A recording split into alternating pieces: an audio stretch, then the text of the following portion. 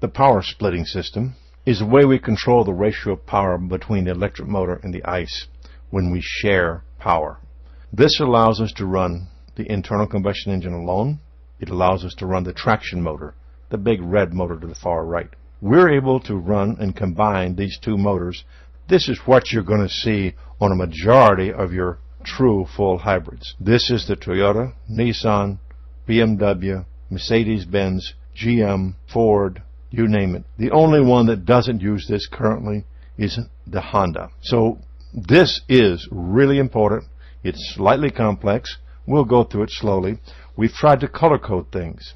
Notice that the red motor generator 2 winding hooks to the red ring gear, and the blue motor generator 1 hooks to the blue sun gear down in the middle, and the black engine damper on the ICE connects to the ring gear, to the planetary gear carrier down in the middle.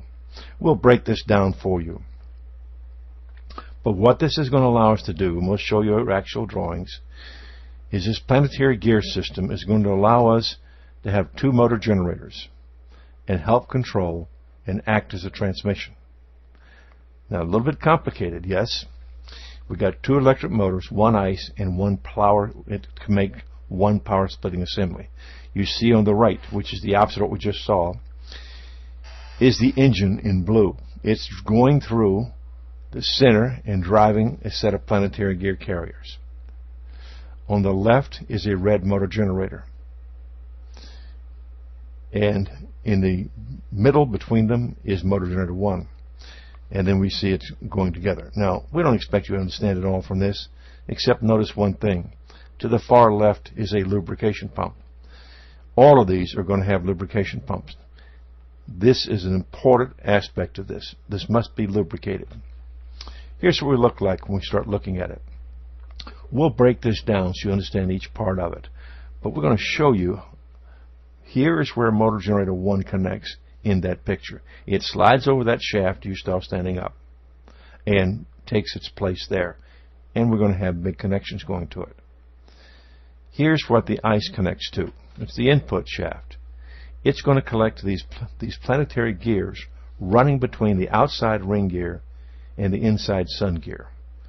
I know it looks complicated. We'll go through it some more. Take your time. Motor generator 1 acts to connect the sun gear to the planetary gear set. That's very important. Rather than having a direct connection between the planetary gear set that's connected to the ICE, it's connected through motor generator 1. Let's see what that can do for us. Well, that can blend the torque of the ICE and motor generator 2. It can allow easing the torque at low speeds so that we have more torque available. Why would we do that? Because we need low speed torque. At high speeds we need power. It does it for us automatically. Remember, motor generator 2 on the right, it has high torque at starting. It doesn't need high torque to start up. Only the ICE needs to have torque management. It functions as the cranking motor to start the ICE. This is very important. It's going to start the ICE, and it's going to start it in a few milliseconds. It's going to recharge the high voltage battery during cruise operation.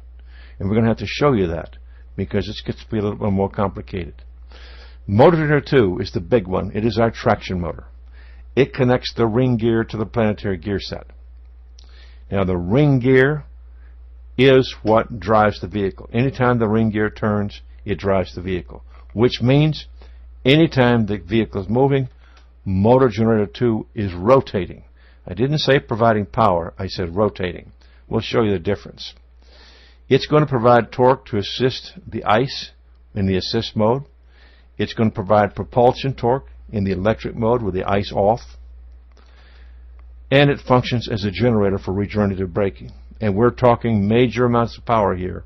When we start talking about the amount of power we're going to generate with regenerative braking, we're talking tens of thousands of watts of power. So let's break down all the pieces that make up this planetary gear set or power splitter. The ring gear is connected to motor generator 2, which is going to give us our electric traction motor. The sun gear is connected to motor generator 1, which acts to connect the ice and the motor generator 2 together. The planetary gear, which is hooked to the ice. Planetary carrier, which is hooked to the ice. The planetary carrier will spin when the ice spins, and vice versa. The planetary gears, they're between the ring gear and the sun gear. And they're what we're going to use to blend the power by changing the RPM of motor generator 1, motor generator 2, and direction. We can manage how much rotation we get out of the planetary carrier. All right, let's see what it looks like. The big motor, motor generator 2, and I say this facetiously, but we do it because it helps us remember. Motor generation 2 is big. 2 is bigger than 1. Look how much larger 2 is. It's our traction motor. It's what's going to give us our 90 to 100 horsepower of motor to drive the vehicle without using the ice. Motor generator 1 is ahead of it. It's smaller. It's going to blend the power from the internal combustion engine ahead of it with the motor generator 2. Again, we're going to show you a different picture. We keep talking about this, showing you pictures, trying to carry the color code through. The brown goes through the same of motor generator 1, goes right through the center, and connects to the carrier, which in turn connects to the planet gears. The blue, traction motor 1, connects to the sun gear in the center. You can see it there. Now look at the black connection to motor generator 2. It is solid connection around the ring gear back to the drive chain.